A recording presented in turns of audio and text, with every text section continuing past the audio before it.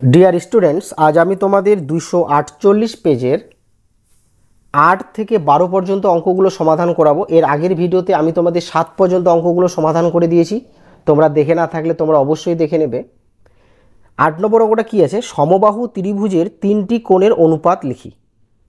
তো দেখো, সমবাহু ত্রিভুজ কাকে বলে?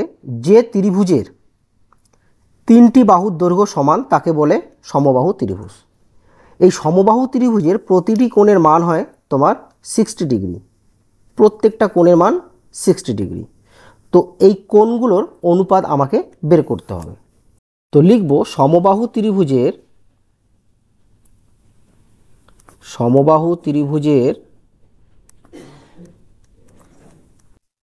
3টি কোণের অনুপাত, 3টি কোণের অনুপাত কি হবে? 60 ডিগ্রি অনুপাত 60 ডিগ্রি অনুপাত 60 ডিগ্রি কী হবে? 60 দিয়ে যদি আমরা ভাগ করি তাহলে কী হবে? 1 অনুপাত 1 অনুপাত 1।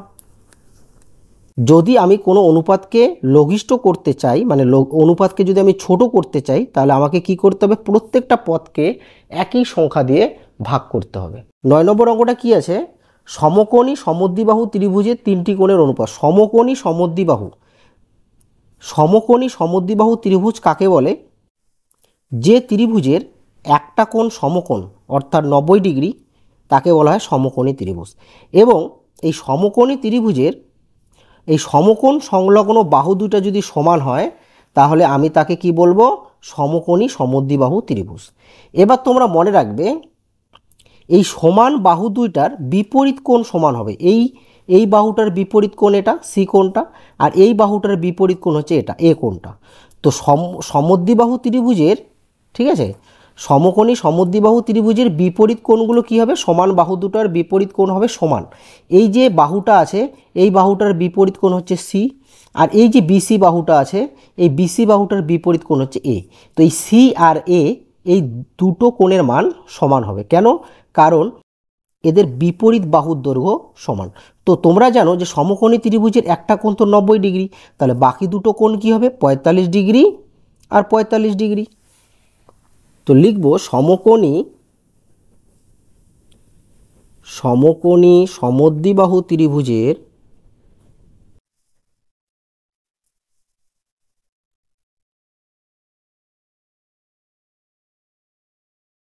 3টি কোণের অনুপাত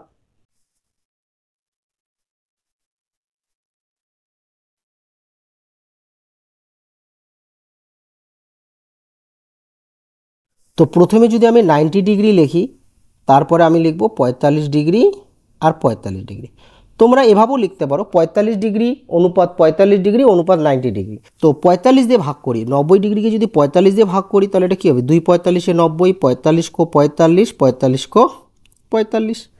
10 নম্বর অঙ্কটা কি বলেছে? 210 টাকা ফতেমা ও শাকিলের মধ্যে 3:4 অনুপাতে ভাগ করে দেওয়ার চেষ্টা করি, কাকে কত টাকা দেব? আচ্ছা, মোট কত?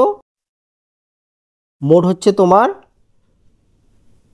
210 টাকা। ফতেমা ও শাকিলের মধ্যে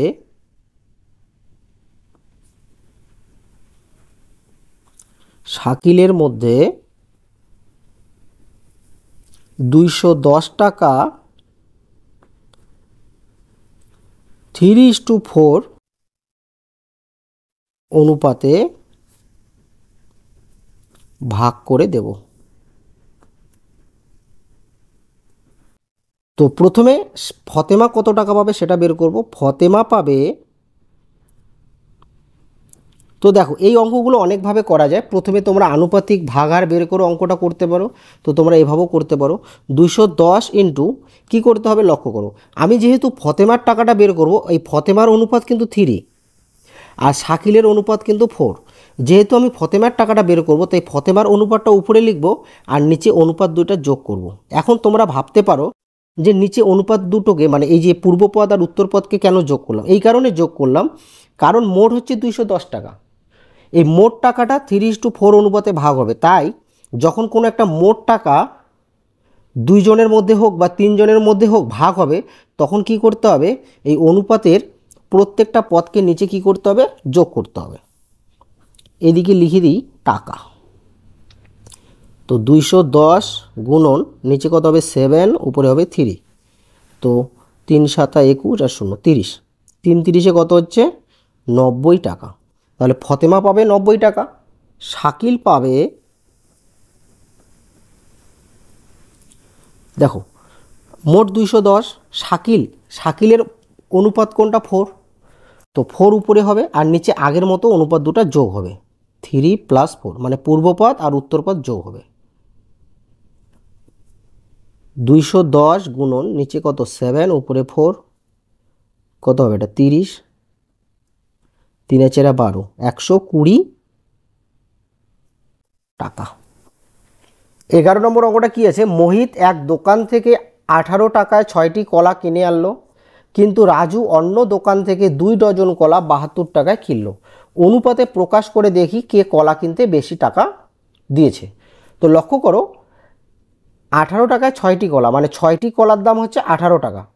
তো 6টি কলার দাম যদি 18 টাকা হয়, তাহলে একটা কলার দাম কত হবে, 3 টাকা হবে। তো প্রথমে আমাকে কি করতে হবে, একটার দাম বের করতে হবে।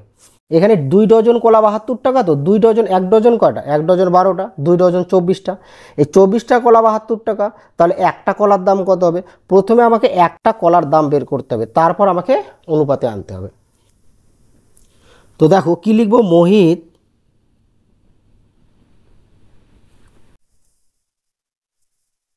6টি কলা কিনে কত টাকায়, 18 টাকায়, তাই না? তো মোহিত একটি কলা কিনে 18-র নিচে 6 আসবে।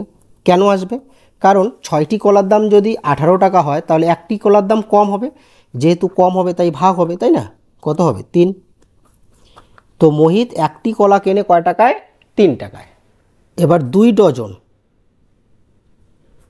ডজন কলা, কয়টি কলা হচ্ছে, 1 ডজন যদি 12টা হয়, তাহলে 2 ডজন হচ্ছে তোমার 24টা কলা, তাই না? রাজু 24টি কলা কেনে কি 72 টাকায়। রাজু একটি কলা কেনে 72-এর নিচে কি 24 আসবে, কেন? কারণ 24টি কলার দাম যদি 72 টাকা হয়, তাহলে কি একটি কলার দাম কম হবে, তাই ভাগ হবে। 3 24-এ 72। তো রাজুর একটি কলার দাম পড়ে 3 টাকা, মোহিতেরও সেম একটা কলার দাম পড়ে 3 টাকা। তো কি লিখবো, মোহিত ও রাজুর কেনা কলার দামের অনুপাত কী হবে, 3:3। তার মানে কি 3 দিয়ে ভাগ করো, 3 অঙ্ক 3, 3 অঙ্ক 3। তো লিখবো সুতরাং দুজনেই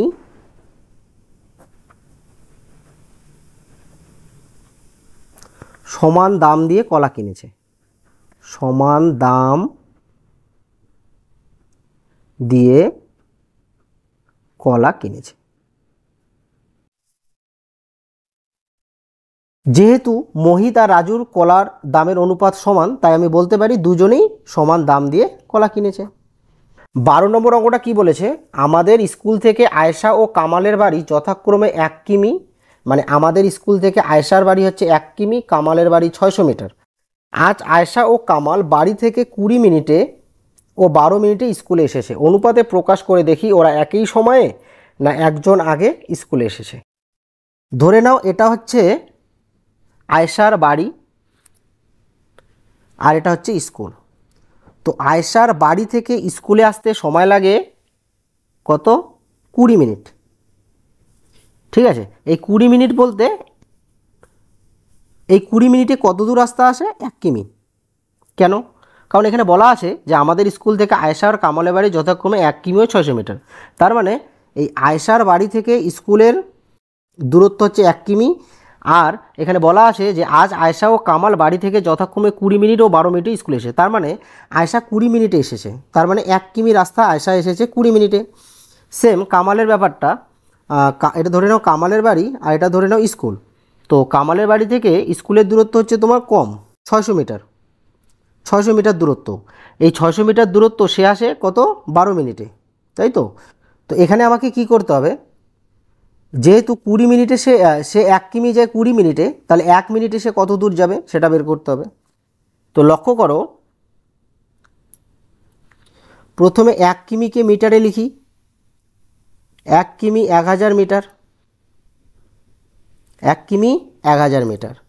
তো আয়শা এই 1000 মিটার যায় 20 মিনিটে, তাহলে লিখব আয়শা 20 মিনিটে যায়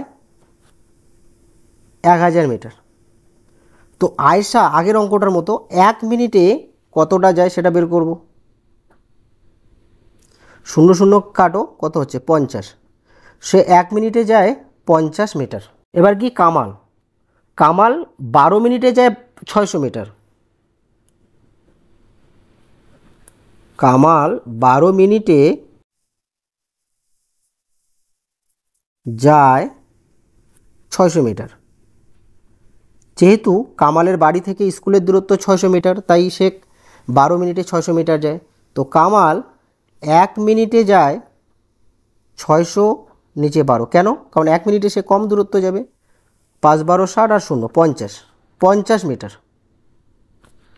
তো লিখব আয়শা ও কামালের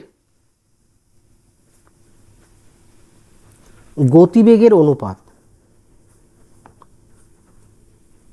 গতিবেগের অনুপাত। তো আয়শার গতিবেগ 1 মিনিটে ছিল 50 মিটার, কামালেরও 1 মিনিটে গতিবেগ ছিল 50 মিটার। তাহলে 50 দিয়ে ভাগ করলে কী হবে, 1:1।